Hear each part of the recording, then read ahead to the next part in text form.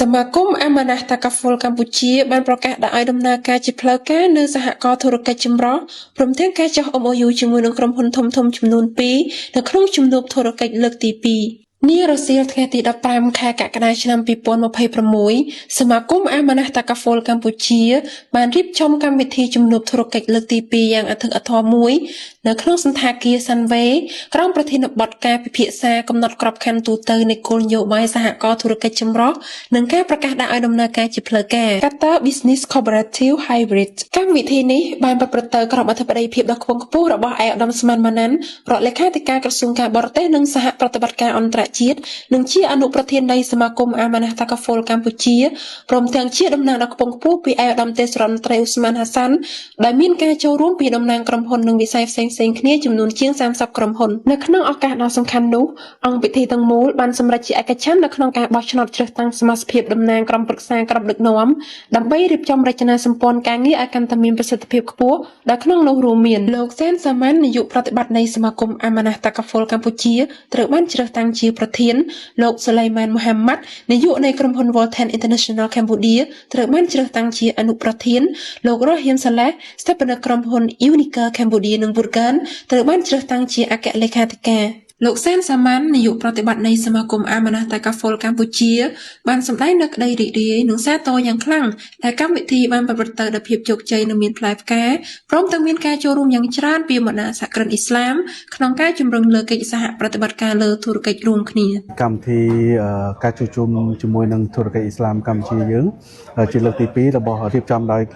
សមាគមអាម៉ាណាស់តាកាហ្វុលយើងទទួលបាននូវផ្លែការល្អមែនទែនហើយយើងមានការចូលរួមពីគ្រប់sector ផ្សេងគ្នាដែលគាត់បានចូលរួមប្រមាណជាង30ក្រុមហ៊ុនហើយក្នុងនោះយើងបានឯកភាពនៅក្នុងការមូលមតិចងជា group business រួមគ្នាមួយទៅលើធុរកិច្ចអ៊ីស្លាមដើម្បីយើងបង្កើតឱកាសទៅ business ជាមួយគ្នាហើយយើងក៏បានដាក់ជាឯកច្ឆន្ទក្នុងការដំណើរការនៅចាប់ពីថ្ងៃនេះតទៅក្នុងកម្មវិធីខាងលើលោកសេរ៉ូសាលីស្ថាបនិកក្រុមហ៊ុន Cambodia Oat and Agavert Co Ltd មើលឃើញថា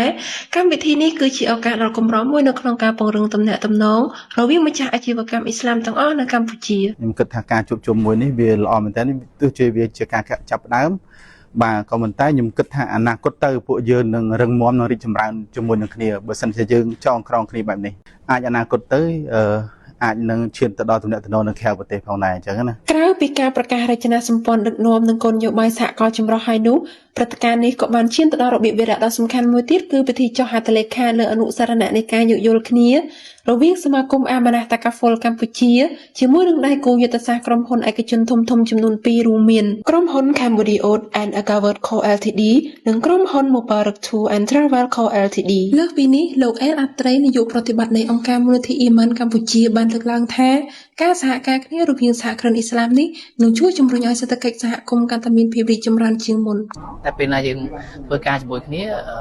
យើងជួយគ្នាដោះស្រាយបញ្ហាគឺវាអាចធ្វើឲ្យយើងការដោះស្រាយបញ្ហារបស់យើងបានល្អប្រសើរយើងចាប់ផ្ដើមពីតូចទៅហើយអនាគតយើងនឹងអាចចងក្រងជាក្រុមដែលមានសមាជិកច្រើនហើយយើងអាចនឹងធ្វើការរួមគ្នាដើម្បីឲ្យពង្រឹងនៅសហគ្រិនភាពបែបអ៊ីស្លាមហើយនៅពេលណាដែលសេដ្ឋកិច្ចយើងល្អប្រសើរសហគមន៍អ៊ីស្លាមយើងក៏ល្អប្រសើរតាមហ្នឹងបន្ថែមពីលើនេះលោកស្រីហាណាលីជាស្ថាបនិករបស់ហាណាលីឌូបៃចង់ឃើញកិច្ចសហការនេះនៅបន្តមានកាន់តែច្រើននៅពេលខាងមុខនិងលើកទឹកចិត្តដល់សហគ្រិនដទៃទៀតមកចូលរួមជាមួយគ្នាឲ្យបានកាន់តែច្រើនកុះករដោយសារតែកន្លងមកគឺ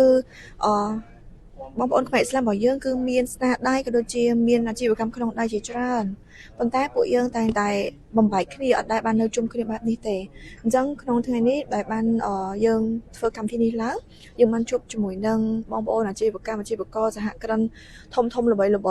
ជួបជុំគ្នាក្នុងថ្ងៃនេះគឺពិតជាល្អខ្លាំងមែនទែនដែលពួកយើងបាន share ជាមួយនឹងបទពិសោធន៍ក៏ដូចជា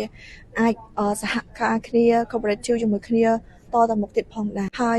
ក៏ដូចជាលើកទឹកចិត្តឲ្យមានកម្មវិធីក៏ដូចជាលើកទឹកចិត្តទៅកាន់បងប្អូនសហគ្រិនផ្សេងៗដែលអត់បានចូលរួមក្នុងក្រុមមួយនេះអាចមកចូលរួមបានព្រោះថាវាពិតជាទទួលបានអត្ថប្រយោជន៍ច្រើនមែនតើបើយើងមានគ្នាកាន់តែច្រើនកម្លាំងរបស់យើងកាន់តែខ្លាំងហើយការជោគជ័យរបស់ពួកយើងក៏កាន់តែរលូនផងដែរចា៎សូមអរគុណ